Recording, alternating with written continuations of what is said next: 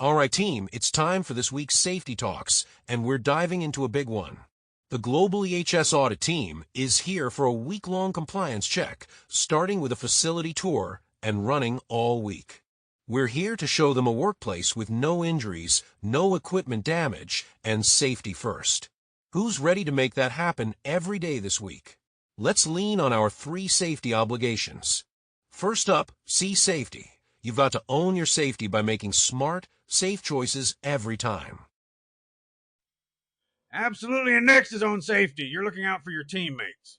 If you see someone about to slip up, jump in and help them out. Then there's solve safety. You're always finding better ways to keep us safe by listening to feedback. The auditors are watching us all week, so we've got to nail the critical 10 safety rules. These are non-negotiable. Breaking them risks lives and jobs. First, only trained and authorized folks operate equipment. Not certified, don't touch it. Second, stay clear of overhead loads and hooks to avoid the line of fire. Right, and third, lock out and tag out all energy sources before touching machines. Make sure that energy's fully isolated, no cutting corners. Fourth, keep your hands away from machinery where they could get caught. Watch those pinch points and moving parts. Fifth, only authorized people enter restricted areas. Stick to the signs and barriers to stay out of trouble. Sixth, check and control risks before any job. You need a signed safe work permit to start. Got it. Seventh, never mess with safety devices. Guards and controls stay on and working. Eighth, report everything right away, accidents, near misses, or anything unsafe. Speaking up fixes problems fast. Ninth, wear your PPE every second. Safety glasses, earplugs, safety shoes, gloves, and high-vis gear need to be on and in good shape. No loose clothes, long hair hanging out, or jewelry like rings. 10th, stick to all standards, signs, and warnings. Every stop sign and hazard label counts. You're on it. The critical 10 are our core, but we've got to show our general safety rules every day this week too. Stay on designated pathways, no sneaking through work areas. If you're driving a forklift or vehicle, honk at corners, buckle up, and keep distractions out. Pedestrians, stop and look both ways at crossings. Nobody gets the right of way.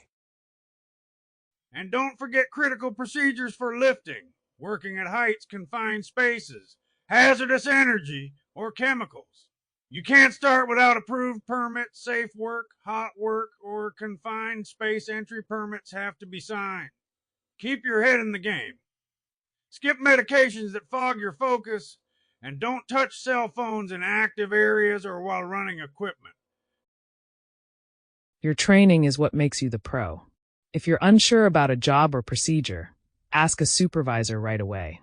Auditors will spot any shortcuts, so let's show them we're all in. See someone skipping a guard or taking a risky path. Call it out. Find a hazard like a blocked walkway or missing tag. Report it. That's owning safety for the team. And if someone shares a safer way to do something, we listen, right? That's solving safety. I'm all in to keep us safe all week. That's the energy we need. This week-long audit isn't just about checking boxes, it's about showing who we are. Auditors will be here every day, watching how we work and look out for each other. Stay sharp, live the critical 10, and put safety first. We're one team, and we're going to make this week count. Make safety first in every action you take. And as always, let's look out for one another while showcasing our skills. Let's make each auditor desire to be part of our team.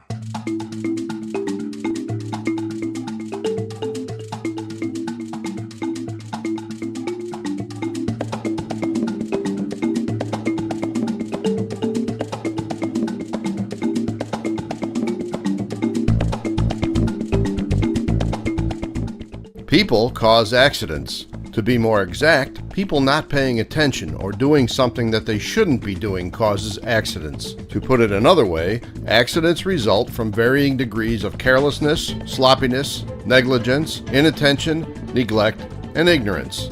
Accidents also happen where two things are found: unsafe acts and unsafe conditions.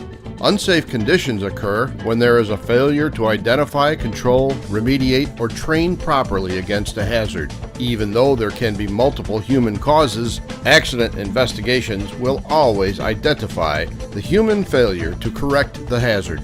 Some unsafe conditions are easy to spot. Finding others needs a closer inspection. For example, liquid on a walking surface is an unsafe condition, but you won't see it if you aren't looking where you are stepping. People create the majority of unsafe conditions. Mother Nature can create conditions, but she gives us plenty of warning signs. If it's cold and wet, or raining or snowing, we should be aware of walking hazards. No matter what nature is up to, we can be aware of it and guard against it. However, unsafe conditions created by people are often harder to find. Overloaded circuits, unguarded machinery, unchained cylinders, altered safeties, blocked fire extinguishers, blocked exits, curled up edges of mats or carpets, spills, poor lighting, unsanitary conditions, speeding, damaged tools, and inappropriately stored chemicals like solvents and gasoline, and poor housekeeping are all examples of unsafe conditions created by people. If you see an unsafe condition and ignore it, you just made it more likely that someone will fall victim, perhaps even yourself. Unsafe acts create unsafe conditions. Unsafe acts are things like failing to properly do a job, failing to see hazards, or taking unneeded risks. For example, speeding up to make the yellow light, using tools in wrong ways or using damaged or defective tools, not using proper personal protective equipment, ignoring the safety data sheet for chemicals you are using, or deliberately violating safety rules and procedures. How many unsafe acts can you spot today? Which ones are you doing? The worst kind of unsafe act is deliberately creating an unsafe condition. Have you done anything to make the job more risky for you or for others? Although it is difficult to foresee every condition or potential hazard, it's hard to find an accident that could not have been prevented. The person injured may not have caused the conditions that caused the injury, but something they did or something another person did directly led to the incident. The facts from accident investigations are revealing. 99.5% of accidents are caused by people's behaviors. Some don't do it deliberately. Some don't do it because they just did something stupid. Others cause accidents because they think they can do it without getting hurt, or they don't think about the consequences of their actions. Some are in a hurry. They allow themselves to become distracted and are not paying attention. One thing to remember, you can make the same mistake many times without anything bad happening. I always did it this way, and nothing ever happened until today. Over time, you come to believe that some unsafe conditions or acts are okay because you have no evidence to the contrary. Whatever we do, our job is to identify as many errors as we can and correct them through education, process changes, equipment modifications, or any other way needed to ensure that we all go home safe at the end of each day. Thanks for watching and have a safe day.